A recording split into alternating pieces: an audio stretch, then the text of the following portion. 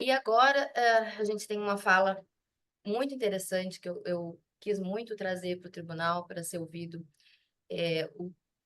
o Ivo Oliveira Farias, que é oficial de justiça aposentado do TRT da Segunda Região, sobrevivente enlutado pelo suicídio da filha primogênita Arielle, vítima de suicídio aos 18 anos, em 13 de março de 2014. Militante e ativista pela valorização da vida, em favor da prevenção e pós-venção ao suicídio, desde setembro de 2014. Um dos coordenadores do grupo Luta em Luto, de apoio aos sobreviventes do suicídio, desde fevereiro de 2019, integrante da roda de conversa sobre autodestruição, que ocorria toda a última quinta-feira de cada mês há mais de 2 anos, e ex-voluntário do CVV, Comunidade, Centro de Valorização da Vida. Boa tarde, Ivo. Com a palavra. Boa tarde a todos. Uma saudação. Primeiramente, meu nome é Ivo, eu vou me apresentar, né? Eu sou um homem pardo, com feições indígenas, com 67 anos, idoso, aparentando 50 anos, vestindo um paletó com um bottom da Brasa, Associação Brasileira Sobrevivente Lutado por Suicídio, e um laço de fita amarela pela campanha Setembro Amarelo. Também estou usando uma camiseta da campanha Setembro Amarelo. Ao fundo, além da foto, de uma foto da minha filha, tem várias imagens de leão, que por conta do nome da minha filha, né, Arielle, vem de Ariel, em hebraico, Ari é leão, El é Deus, leão de Deus. Há alguns girassóis que têm a ver com o trabalho de acolhimento e mútuo apoio, já que um girassol se apoia ao outro quando não há sol, né? Se volta para o outro girassol mais próximo. E as mandalas do grupo Luta em Luto que eu coordeno, e os pentagramas que remetem à minha religião, sou cristão gnóstico. Eu queria fazer um introito, já que foi falado um pouco sobre o Setembro Amarelo, queria até completar as informações que já foram prestadas na ocasião da abertura. O Setembro Amarelo ele começou inspirado naquela atitude de apoio, de acolhimento que ocorreu em 8 de setembro de 94, com a morte do jovem americano que se matou usando o Mustang amarelo. E em 2003 foi criado, né, o Setembro Amarelo. E embora 8 de setembro tenha acontecido, foi escolhido o dia 10, por ser véspera do famigerado 11 de setembro, que 2 anos antes, por conta de terroristas suicidas, fizeram a maior tragédia, né, desse milênio, desse século, foi o atentado às Torres Gêmeas. Então, na véspera, o amarelo, que é uma cor que também remete à atenção, cuidado, prevenção, o semáforo fica amarelo antes do sinal vermelho, né? E aqui no Brasil, em português, ainda dialoga ainda mais, por conta do nome da cor, amarelo. Amarelo. Mas o Brasil só aderiu no ano seguinte a 2014. Ao perder a minha filha em 2014, eu conheci grupos de apoio, e o segundo grupo de apoio foi no CVV, que recém criou o segundo grupo de apoio. O primeiro foi em Nova Hamburgo, o segundo foi em São Paulo. E os 8 apoiadores do GAS, Grupo de Apoio a Sobreviventes de Suicídio, eles percebendo que eu era bem articulado e expressava bem, eles estavam se aliando à iniciativa da BP, Associação Brasileira de Psiquiatria, em trazer o Setembro Amarelo para o Brasil. O Conselho Federal de Medicina apoiou a iniciativa da BP, o CVV também. O CVV me indicou para dar uma entrevista, só que eu quebrei o paradigma. Até então, as entrevistas, as raríssimas entrevistas, eram dadas com nome alterado, imagem distorcida, enfim, né, no anonimato. E eu quebrei o paradigma e me tornei, não tinha me dado conta na época, mas me tornei o primeiro sobrevivente lutado do país a abrir mão do anonimato. E nos 3 primeiros anos era praticamente só eu que participava de tudo. No ano seguinte, o Brasil aderiu ao Setembro Amarelo, em 2015, e evoluiu bem até que, infelizmente, depois, em 2018, 2019, muita gente se intrometeu para tentar, digamos, surfar numa onda, como se isso fosse uma onda, né? Que é uma campanha séria. E aí começou a aparecer o marketing amarelo, e muita gente falando, partindo de conclusões rasas sobre um assunto muito profundo, sem o devido conhecimento, e falando coisas indevidas. Algumas delas eu vou colocar aqui, né? Mas é preciso que se diga que o suicídio é subestimado e estigmatizado na sociedade, mas quando é relacionado ao trabalho, a coisa se avança, é ainda mais invisível. E falar de ambiente de trabalho, como foi muito bem dito, vai muito além de ergonomia, higiene, segurança do trabalho, uma série de coisas. Existe também a questão do ser humano, enquanto do trabalhador, né, que é um ser humano antes de tudo. Né, é uma questão de vida, a regulação no ambiente de trabalho. E é preciso que isso ocorra sob pena de transtornos, acometimentos de doenças, que implicam, inclusive, em despesas por conta de licenças e afastamentos, e, no grau extremo, chegar à ideação suicida, ao planejamento suicida, que é uma etapa que vem depois da ideação, que é quando o indivíduo começa a datar e estimar o dia e hora, como o método que vai usar, e a tentativa, e infelizmente, muitas vezes, a tentativa se consumando o suicídio.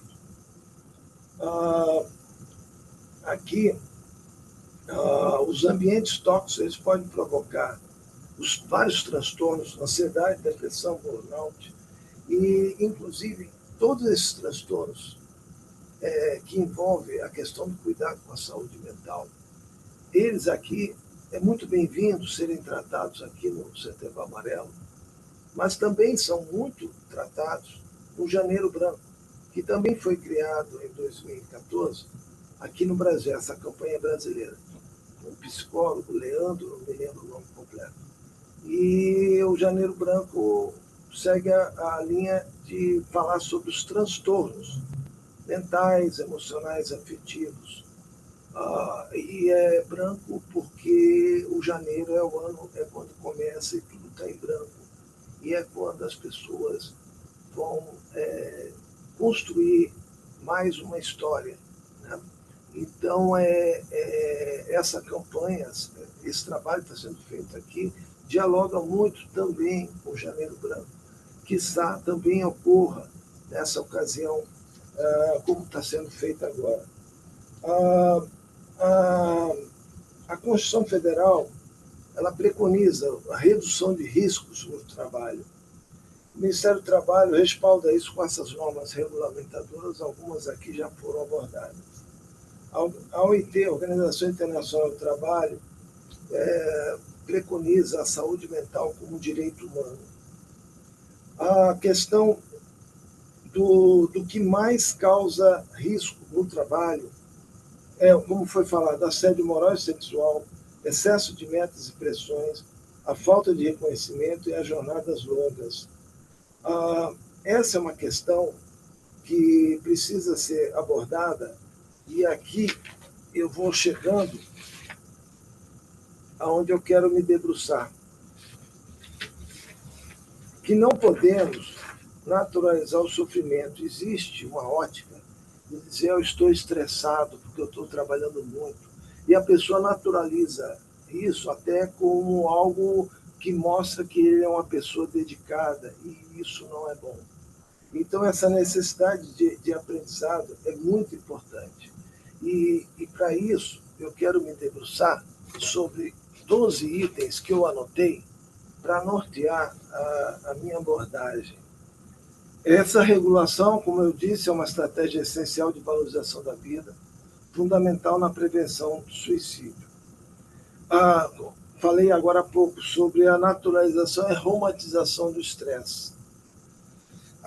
Aqui é onde eu quero chegar, as representações sindicais. Eu sou diretor fundador do Sintrajud, Sindicato dos Trabalhadores do Judiciário Federal. Fui diretor por 3 mandatos, além do primeiro. E ali também já participamos de lives, inclusive já tive a honra de estar com o psicólogo Dr. Bruno Chapadeiro numa dessas lives. Com ele deve se lembrar, nós participamos por ocasião do Setembro Amarelo. E é muito bom revê-lo aqui, sempre com a sua proficiência, o seu conhecimento.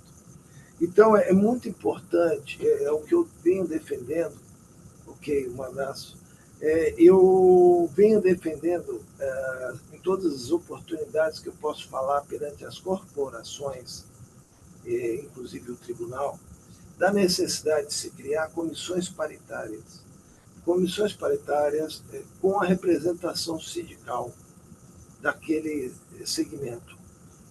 Por exemplo, partindo aqui do Tribunal Regional do Trabalho da Primeira Região, o tribunal tem os seus psicólogos, o sindicato CISEJUF, que eu conheço bem, eu conheço os militantes, né? Pelas plenárias e congressos que eu participo. Mas assim, eu imagino que, como o Sintrajud, também tem psicólogo do sindicato, certamente.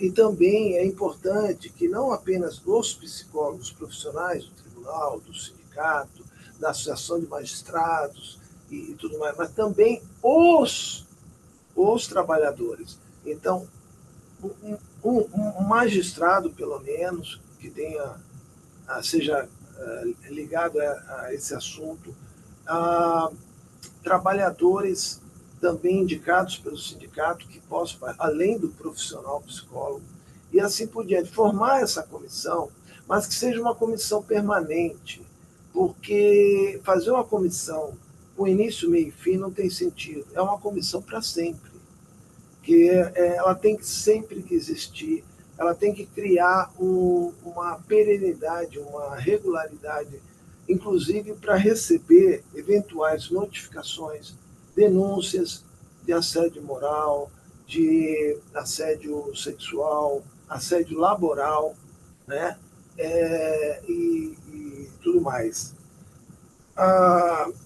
Não custa lembrar o que certamente muitos talvez saibam, mas é importante sempre repetir. Suicídio é multicausal e multifatorial. Envolve fatores individuais, sociais e ambientais e laborais. O ato do suicídio, o ato suicida, é um ato de comunicação. A pessoa, muitas vezes, ela não consegue pedir ajuda ou dizer que está precisando.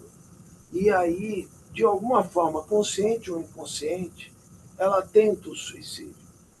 E muitas vezes, infelizmente, consuma o suicídio. Mas é uma forma de comunicação.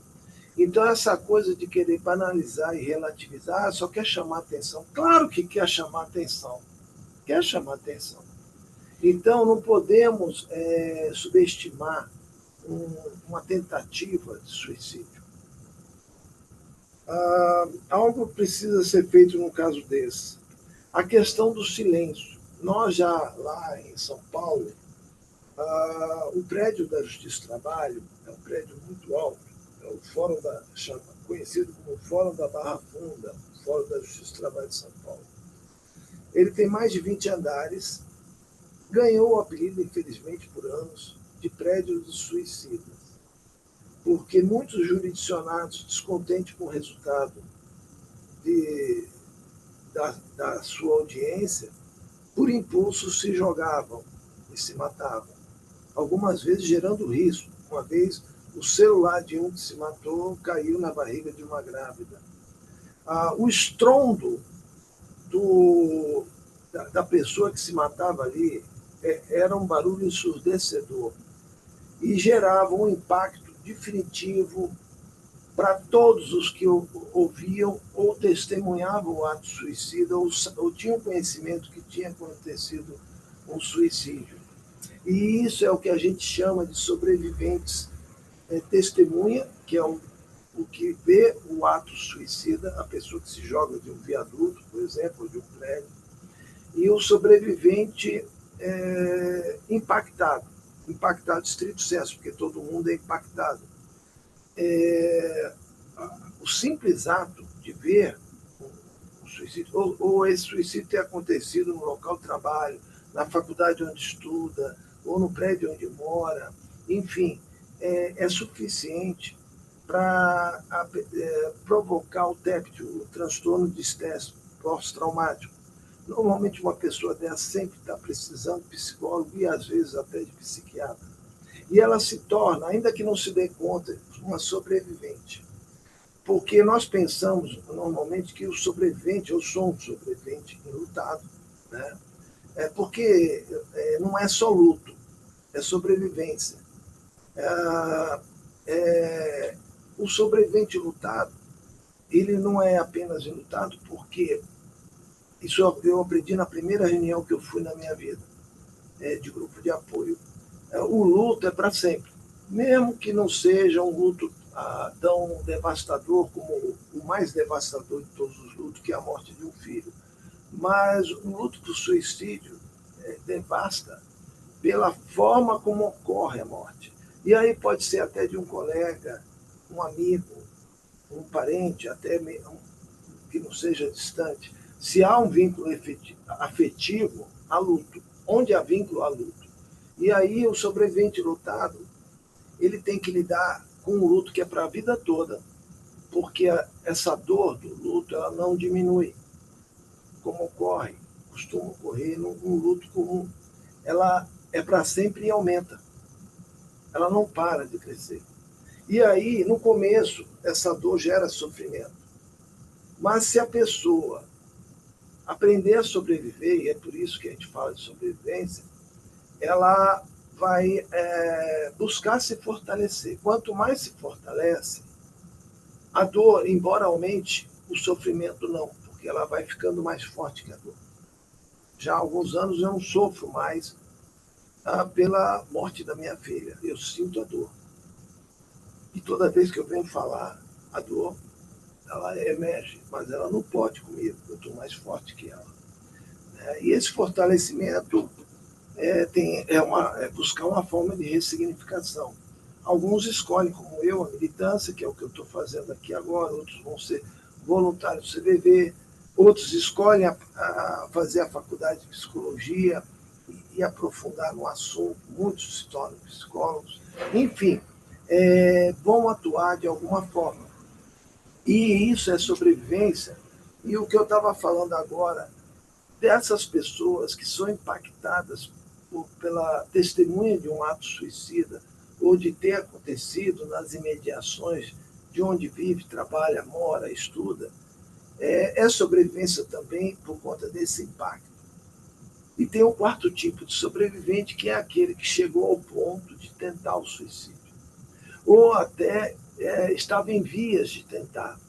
Percebeu que estava em ideação suicida, ou estava até planejando já, datando o suicídio, escolhendo o método, e conseguiu suspender o avanço, mas ele passa a ser também um sobrevivente.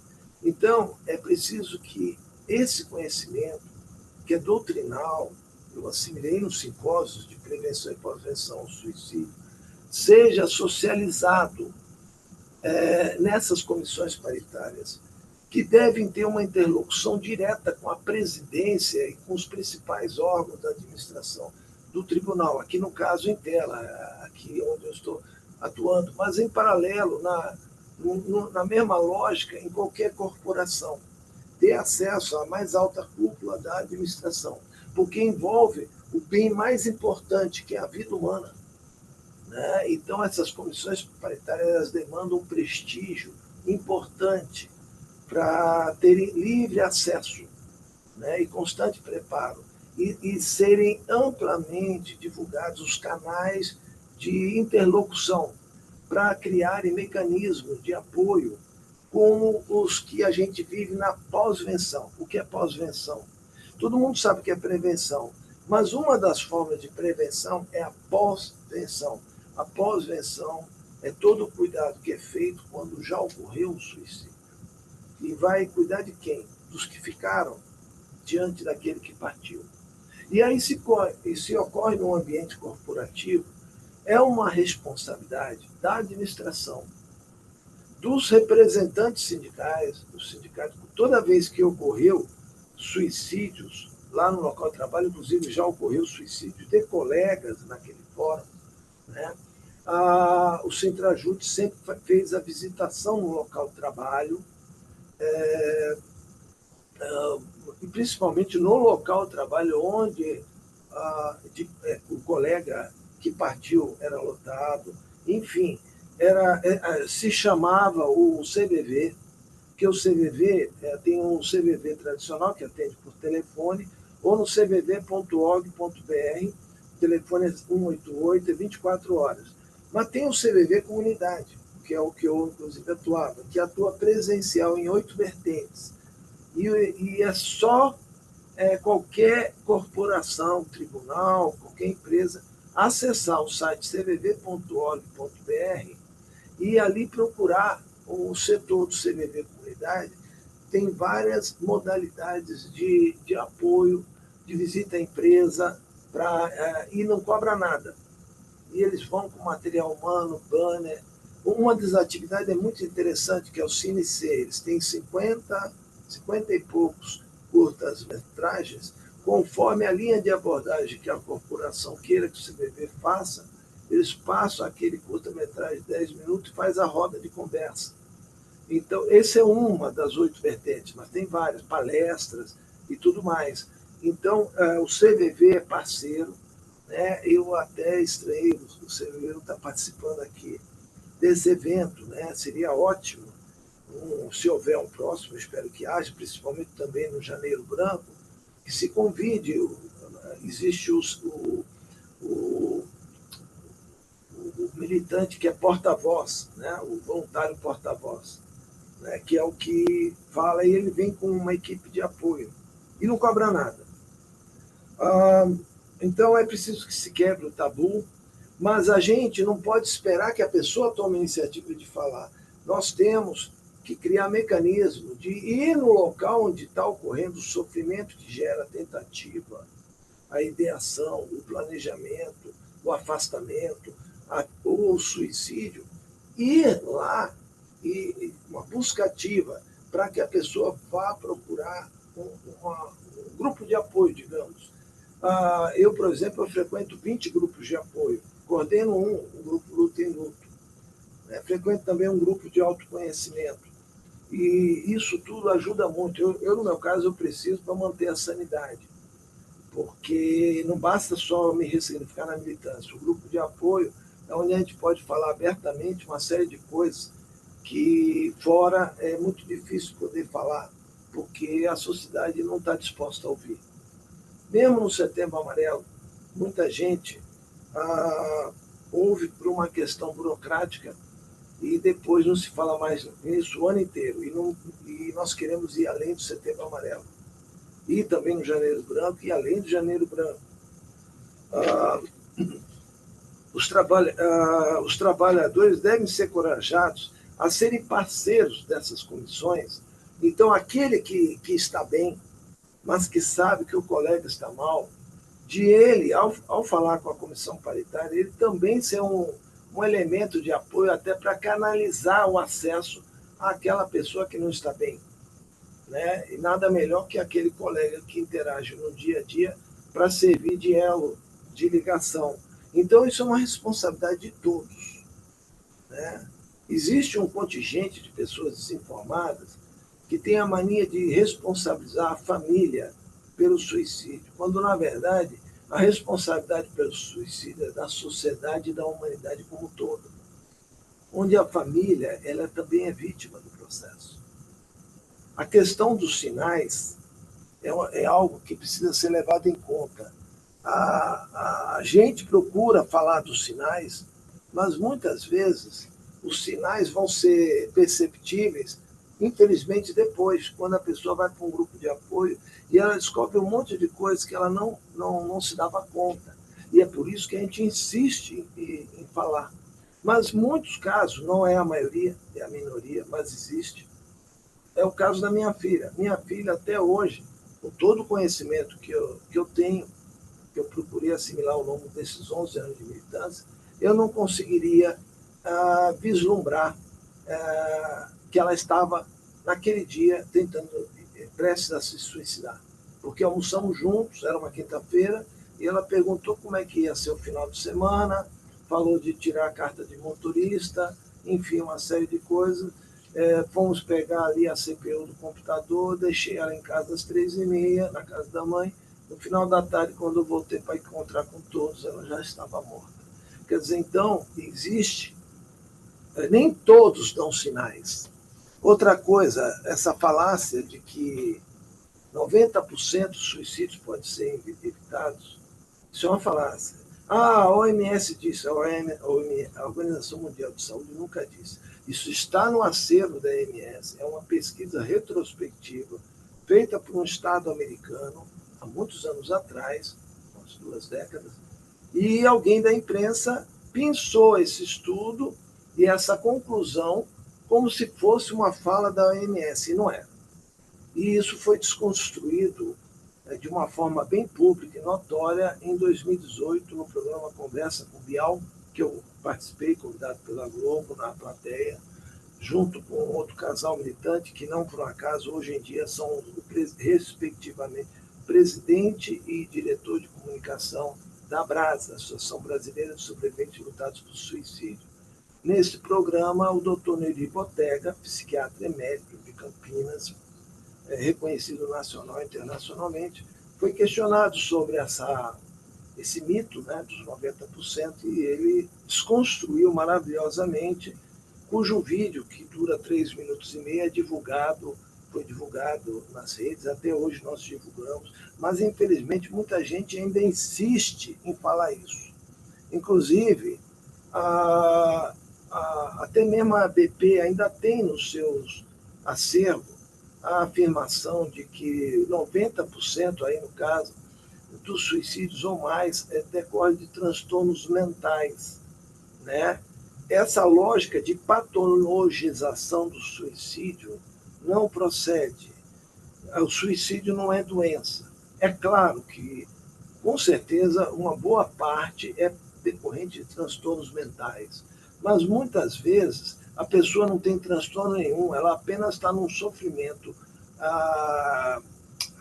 temporário de uma situação, assédio, alguma coisa, e infelizmente ela procura uma solução definitiva para um problema temporário, que é o que o suicídio é, né? Também, nós estamos aqui na Justiça do Trabalho, eu proponho que, quando haja negociação e acordos coletivos, convenções coletivas de categorias profissionais, que os magistrados estimulem a colocarem cláusulas de saúde mental, de regulação do ambiente de trabalho, de cuidar da saúde mental dos trabalhadores. Porque a preocupação, muitas vezes, é a parte mais financeira ou de questão de jornada de trabalho, mas a questão cláusulas ligadas à saúde mental serem inseridas. Já poderiam, inclusive, até elaborar protocolos, textos protocolares a serem sugeridos às lideranças, tanto dos empresários, dos patrões, como dos trabalhadores. Também, falando de protocolos, É importante protocolo de gestão de crise nos casos em que ocorre ideação e tentativa de suicídio. O que e como fazer? Tem muito conhecimento oferecido hoje em dia. Existem entidades como a ABRAS, a Associação Brasileira de Sobreviventes Lutados do Suicídio, que devem ser consultadas. A Brata é a Associação Brasileira de Familiares, Amigos e Portadores de Transtornos Afetivos. Eles têm também um arcabouço de conhecimento que pode suprir os magistrados, também em relação à iniciativa privada, as empresas, os RHs, né, para elaborarem textos prévios como sugestão para essa situação e que possa nortear e orientar a conduta, né? Porque nada adianta colocar no papel se não levar à prática. E as campanhas educativas periódicas. O Setembro Amarelo, ok. Janeiro Branco também, ok. Mas todo mês. Não ficar só nesses 2 meses, que são muito importantes. Né? Tornando a dizer sobre o Janeiro Branco, que, infelizmente, diferente do Setembro Amarelo, que hoje em dia a maioria já conhece, muitas vezes, quando a gente fala de Janeiro Branco, a pessoa revela um desconhecimento, mesmo se alinhando ao Setembro Amarelo. Quero dizer que ele começou também em 2014 e virou lei federal 14.556 de 2023. Em 23, ele se tornou lei. A proposta é conscientização da saúde mental e emocional. janeirobranco.org.br. Regra geral, os sites sempre são .org.br, cvv.org.br, janeirobranco.org.br. Pós-venção do suicídio e prevenção do suicídio, se botar, vai aparecer os respectivos sites. O CVV. Desculpa te interromper, só para te alertar, é assim que a gente precisa encaminhar, infelizmente, a gente precisa encaminhar. Sim, eu encerro então por aqui. Eu quis fazer uma palestra, mas não tanto informativa, mas formativa. Então, foi essa a minha intenção, para que não fique só palavras ao vento. Quando acabar o setembro, volta tudo ao que era antes, para que isso se reflita em ações concretas e efetivas. Grato pela oportunidade, um abraço a todos. Muito obrigada. Infelizmente, o tempo acabou, a gente poderia ouvir muito mais, porque a sua experiência no assunto é muito vasta, profunda, enriquecedora. Eu acho que trouxe, além da sua própria experiência, da sua própria dor, trouxe esses caminhos que eu anotei aqui para pensar depois contigo, junto com o doutor Bruno, junto com a doutora Cida, que é do programa, no que o tribunal pode fazer nesse sentido, porque realmente, assim, existem vários caminhos, existem várias maneiras de prevenir. Agradeço muitíssimo por ter aceito o nosso convite, tá? E assim eu agradeço o doutor Bruno também, encerrando aqui esse primeiro painel, Marina.